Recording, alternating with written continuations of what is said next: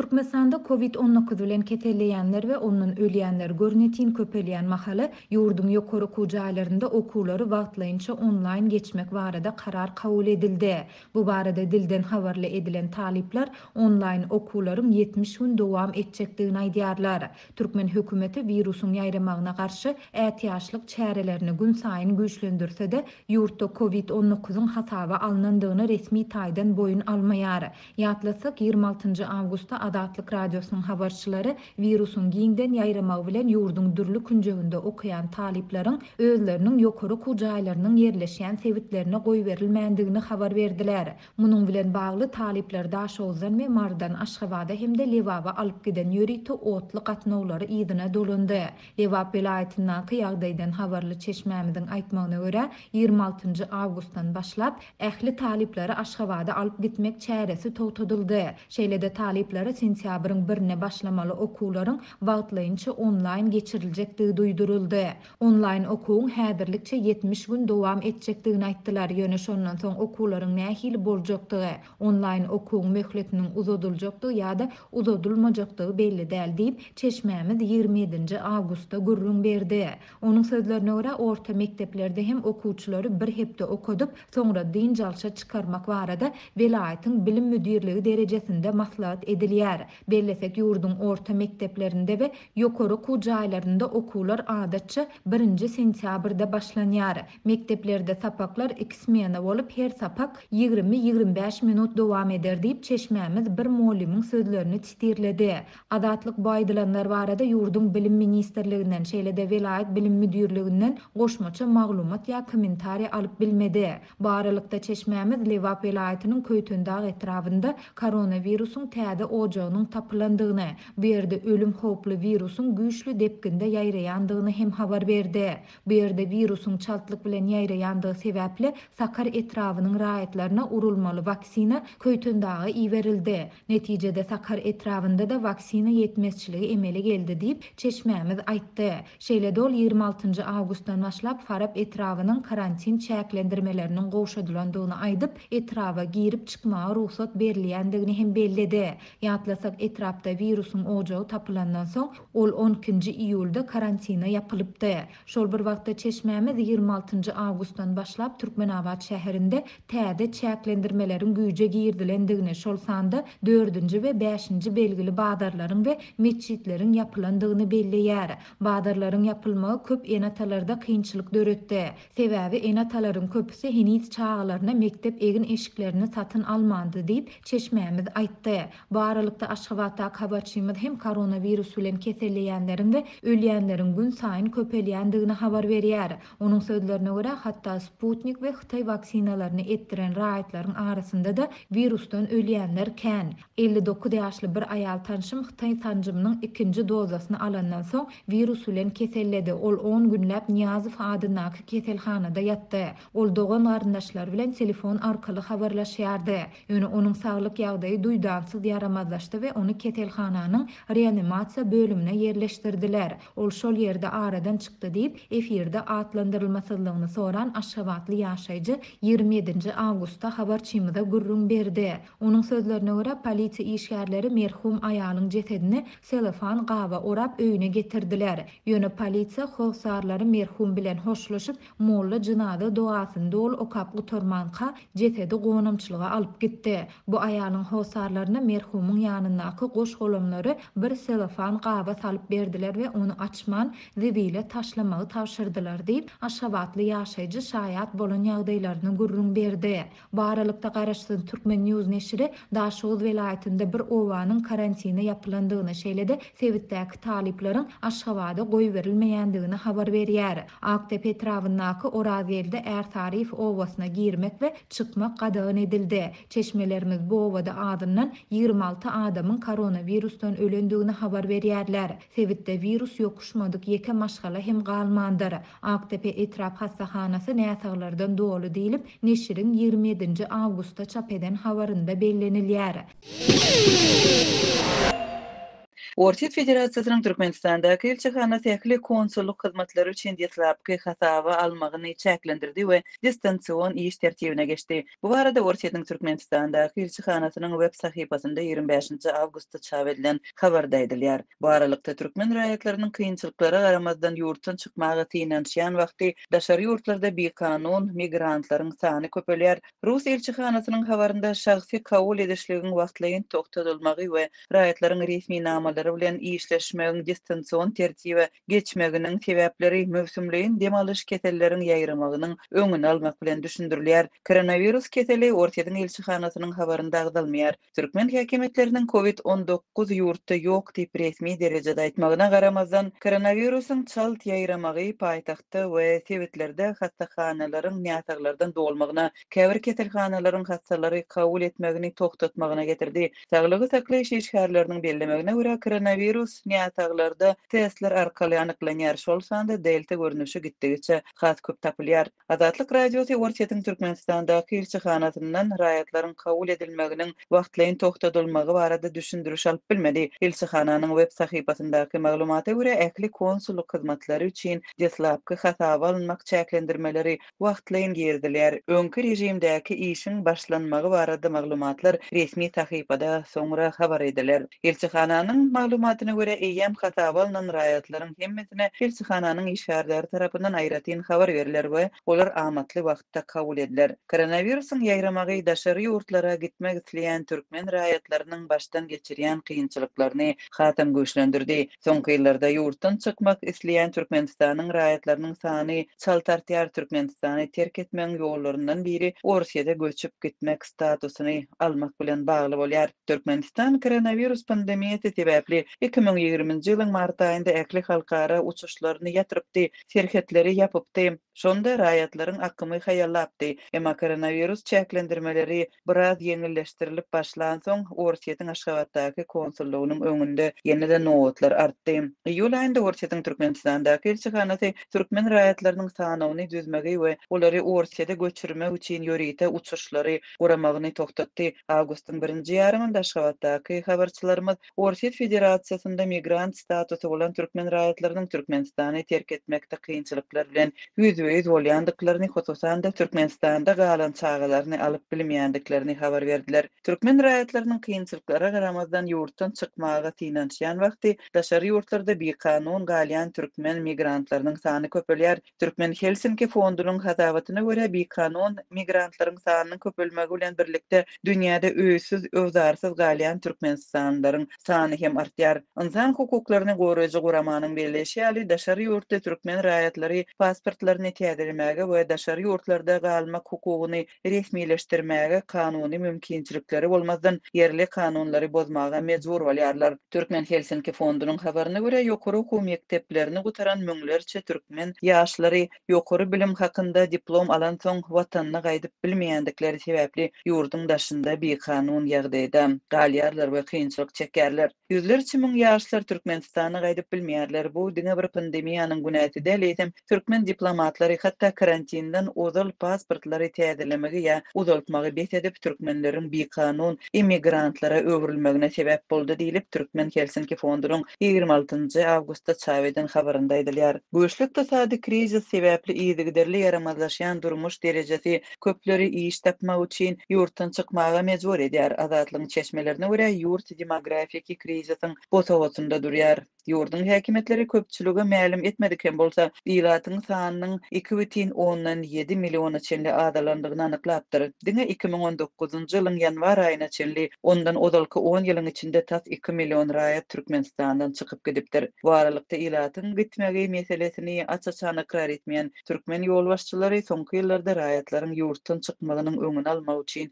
dürli çäreleri gördi. Şol sanda pasport bermekden ýüdürdi, birjedi işgärleriniň daşary ýurt pasportlaryny elinden aldy we goşa raýatlykly adamlara daşary ýurt döwletiniň pasportyndan ýüze örmek üçin batyş görkezdi. Türkmenistanda palta yığımına resmi derecede girişilmese de bu kampanya eýem näresmi derecede badala berildi. Häkimetler ozalky ýyllarda hem bolşýaly yığım işlerinde mejburi zähmetden peýdalanmagyny dowam etdirýärler. Bu işlere büdjetçiler, okuwçylar we eskerler mejburi çekilýär. Bu habarlaryň arasynda türkmen paltasyndan öndürilen dokma önümlerini aljylara ýetiren telekeçiniň Birleşen Ştatlardan Türkmenistanyň paltasyny çaga zähmeti ýa-da mejburi zähmet bilen öndürilen önümleriň sanawyndan çykarmagy sorandygy belli boldy. Lewapda habarçymyz welaýatyň administrasiw merkezi Türkmenabad şäherindäki orta hünär okuw mekdepleriniň okuwçylarynyň mejburi palta ýygymyna çekilýändigini habar berýär. Onuň sözlerine görä bu okuwçylar Amyderiýa etrawynyň Nowruz, Altyn ýol, Berkararlyk, Sardaba we Watan Daýhan birleşikleriniň palta meýdanlaryna alınıp gidilýär. Şeýle-de welaýatyň tas ähli etrawynyň büdjetçileri palta meýdanlaryna özlerine derek hakyna tutma işçi uğratmağa borçlu edildi. Köýtendäki etrawynyň Akgumalan, Garahovuz we Çanykly Daýhan birleşiklerindäki palta meýdanlarynda ýygymçylar ýatymlaýyn işleýärler. Bu Daýhan birleşiklerinde ýygymçylara 1 kilogram ýygan paltasy üçin 20 teňe hak tölenýär diýip efirde atlandyrylmasylygyny soran yerli ýaşaýjy 26 awgustda habarçymyza gurrun berdi. Marda habarçymyzyň maglumatyna görä şu günler palta ýygym kampanýasy bu welaýatda da güýçlü depginde dowam edýär. Büdjet işgärleri palta ýygmak üçin ekin meýdanlaryna özlerine derek hakyny tutma işçi uğratmağa mejbur edilýärler. İşçileriň tölegi bir gün üçin 20-30 manat aralygynda üýtgeýär. Büdjetçiler aýlyklary bank kartlaryna geçmese de işçileriň töleglerini nagd görnüşinde edara ýolbaşçylaryna tölemeli bolýarlar. Büdjetçiler hem özlerine derek işçi uğratmaly hem de öz iş yerlerinde işlemeli bolýarlar diýip efirde atlandyrylmasylygyny soran marly büdjet işgäri 26 awgustda habarçymyza gurrun berdi. Häzirki wagtda bu işçiler esasan Garaw etrawyndaky palta meýdanlaryna alınıp gidilýär. Büdjet işgärleri häzirlikçe palta meýdanlaryna işçileriň diňe günüň alınıp gidilýändigine, ýöne sentýabr aýyndan başlap her edaradan 10-15 adamyň ýatymlyk palta ýygmaga iýeriljekdigini hem aýdýarlar. Öňümüzdäki aýdan her büdjet işgäri 10 günlük ýatymlyk iýeriljek iş üçin öz aýlygyndan 400 manat bermeli bolýar. Bu ýurtdaky ortaça aýlygyň 3den 1 bölegine deň diýip büdjet işgäri bellidi. Bu habarlaryň arasynda 2018-nji ýyla çenli Birleşen Ştatlaryň online söwda kampaniýalarynyň üstü bilen türkmen paltasyndan öndürilen dokma önümlerini aljylara ýetiren Goda Towels kampaniýasy Birleşen Ştatlaryň halkara iş gatnaşyklary boýunça bürosyna ýüz tutup Türkmenistanyň paltasyny çaga zähmeti ýa-da mejburi zähmet bilen öndürilen önümleriň sanawyndan çykarmagy sorandygy belli boldy. Ýatlasak Birleşen Ştatlaryň gümrük gullugy 2018-nji ýylyň 18-nji maýyndan başlap Türkmenistanda öndürilen paltanyň şeýle-de Türkmenistanyň paltasyndan taýýarlanan eslendik ýurdun önümleriniň ähli görnüşiniň Birleşen Ştatlaryna import edilmegine gadagynçylyk girdipdi. Bu gadagynçylyk häzirki güneçenli hem saklanyp galýar. Düýbe Virginiýada ýerleşen Goda Towels kampaniýasynyň eýesi Aman Gurdowyň arzasy 2020-nji ýylyň 20-nji fevralynda kabul edildi. Onda Türkmenistanyň mejburi zähmeti kanuny taýdan we iş ýüzünde gadagyn edýändigi aýdylýar we ýurdun kanunçylygyna salgylanylar. Şeýle-de ardada Türkmenistanyň zähmet we ilaty durmuş taýdan goramak ministrliginiň welaýatlarda we şäherlerde yerli ýerine ýetirji şol sanda bilim edaralary bilen hem birlikde mejburi zähmetiň öňüni almak boýunça işleri geçirýändiklerini ýaýdylýar. Şunuň bilen baglykda Daýhan birleşiklerine we kärende fermalaryna deýişli owa hojalyk ýerlerinde wagtal barlyklar geçirilýär. Owa hojalygy bilen meşgullanýan adamlar bilen zähmet şertnamalarynyň bardygy barlanýar. Bu barlyklar mejburi zähmetiň şol sanda çagy zähmetiniň ulanmagynyň öňüni almak üçin öňüni alyş çäreleriň biridir diýilip ardada bellenilýär. Şeýle-de onda soňky ýyllarda Türkmenistanyň öz palta önümçiligini mehanizasiýalaşdyrmak üçin köp maýa goýandygy. Bu babatda Amerikan John Deere kampaniýasynyň palta ýygmak üçin tehnikalary üpçün etmekde möhüm rol oýnaýandygy hem nyltalýar. Kampaniýa ABŞ-nyň halkara iş gatnaşyklary boýunça bürosyna iweren ardasynyň ýany bilen soňky 25 ýylda Türkmenistanyň owa hojalygynyň mehanizasiýalaşdyrylmagyna goldaw berendigini tasdiklaýandygy barada John Deere'iň resmi hatyny hem ýerleşdiripdir. Mundan başga da ardanyň gapdalynan ýerleşdirilen beýleki bir resmi hatda Türkmenistanyň Washingtondaky ilçisi Meret Orazow ýurtda palta ýygymynyň tehnika we el el bilen ýygmak arkaly amal edilýändigini tasdiklaýar. Türkmen ilçisinin 2019-njy ýylyň 17-nji maýynda gol goýan hatynda ýurtda paýta ýygymynyň 80%-iniň tehnika we galan böleginiň meýlitinçiler tarapyndan amala aşyrylýandygy aýdylýar. Goda Towels kompaniýasy ýokarda agdalan maglumatlaryň hemmesini Türkmenistanyň mejburi zähmetiň öňüne almak we ýok etmek üçin iýdigderli we maksatly iş alyp barýandygyna şaýatlyk edýändigini belleýär. Şol bir wagtda Adatlyň bu barada 26-njy awgustda çap eden gysga habaryna reaksiýa bildiren kompaniýanyň eýesi Aman Gurdow ýurtda mejburi we çagy zähmetinden peýdalanylýandygyny gytaklaýyn boyun aldy. Niýazow döwründäki ýaly sistemli çagy zähmeti ýokdugy hemmelere mälim. Elbetde bir gün mejburi zähmet düýbünden aýrylar diýip umyd edýärin diýip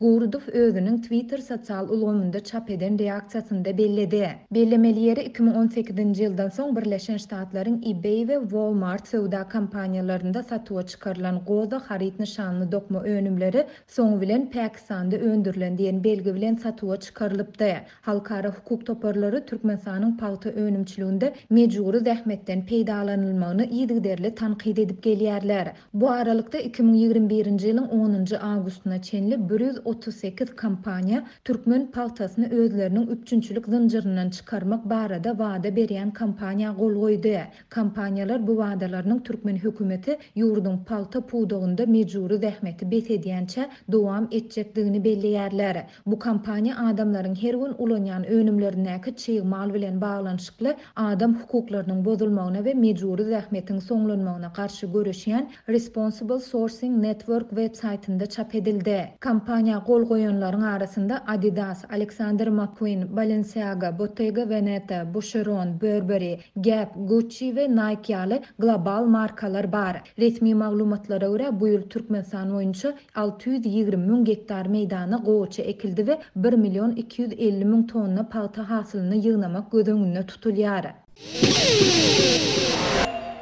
Türkmenistan durly kysymnaky Mercedes, BMW we başga bir näçe awtobularyň ýurda getirilmegini gadagan etdi. Türkmen häkimetleri Germaniýada öndürilen Mercedes kysymly awtobularyň ähli görnüşiniň ýurda getirilmegini gadagan etdi. Şol bir wagtyň özünde 2017-2021-nji ýyllar aralygynda öndürilen durly kysymnaky BMW, şeýle-de Volkswagen, GMC, Chrysler we Tesla kysymly awtobularyň käbir görnüşleriniň import edilmegi gadagan edildi. Bu barada Türkmen Nokot News neşri habar berýär. Täze düdügüne görä 2 ýyl dolan Toyota we Lexus kysymly ulaglaryň käbir görnüşleriniň importyny hem çäklendirmek ýerdildi. Türkmenistanyň şäherine getirilmegi çäklendirilen awtobularyň sany bu şeýle. Ähli görnüşdäki ýeňil Mercedes ulaglary 2017-nji ýyldan soň öndürilen ähli BMW kysymly ýeňil awtobular 2017-2021-nji ýyllar aralygynda öndürilen ýeňil Volkswagen Caravella, Volkswagen Touareg V6, Volkswagen Phaeton, GMC Yukon Denali XL, Chrysler Pacifica L, Club Car President Villager 4 elektrikli ýeňil awtobulaw, Tesla Model X elektrikli ýeňil awtobulaw. Öndürilen tenesinden 2 ýyl dolmadyk ýeňil Toyota Granvia V, Toyota Hiace kiçi awtobus, Toyota Sienna, Lexus ES. Bu ulaglar Germaniýada, Abaşada we Ýaponiýada öndürilen awtobulawlardyr. Türkmen medeniýeti çäklendirmeleriň sebäpleri barada habar bermeýär. Türkmenistanyň häkimetleri raýatlaryň awtobulaw edilmegi we olaryň renki babatyna ýyllar boýy durly çäklendirmeleri girdip gelýär. 26-njy awgustda Azatlyk radiosynyň habarçysy Lewapda Milli Howpsuzlyk Ministrliginiň işgärleriniň bahasy 200 000 manatdan ýokary bolan awtobulawlaryň eýelerinden özleriniň aýlyk girdijileri barada deklarasiýa talap edýänligini habar berdi. Hususan 2015-nji ýyllardan bäri häkimetler ýurtda hereket edýän awtobularyň renkiniň ak reňke boýalmagyny berk talap edip gelýär. Bu talap geçen aprelde awtobularyň radiator gözenekleriniň ak reňke boýalmagynyň talap edilmegine çenli barp ýetdi. Geçen noýabrda häkimetler ulaglaryň zawoddan çykarylanyny goýulan bölegini degişli ýene bir çäklendiriji düdügüni güýje girizdi. Muňa laýyklykda sürüjilerden ulagyň döwlet belgisi oturdylýan ýeriniň aşaky we ýokarky böleklerini ak reňke boýatmak talap edildi. Şol ýylyň sentýabrynda häkimetler Özbegistanyň öndürilen Matiz, Nexia we Damas ýaly ulaglaryň sürülmegine gadagançylyk girdi. Azatlygyň çeşmeleri 2020-nji ýylyň may aýynda Türkmenistana raýatlary Mercedes we BMW kysymly awtowullary sürmegiň döwlet resmiýetleri derejesine gadagan edilmegine garalýanyny habar beripdi. Soňky ýerdilen gadagançylyk geçen ýylyň maýynda ulaw çäklendirmeleri boýunça döwlet resmiýetleri derejesine geçirilen maslahatyň durmuşa geçirilendigini aňladýar. Bu aralykda 2010 ýyl Türkmenistan Russiýada öndürilen Aurus kysymly awtowullary satyn almagy istek bildirdi. Bu sowda iki ýurdun döwlet baş tutanlarynyň arasynda 2019-njy ýylyň oktýabryna maslahat edildi.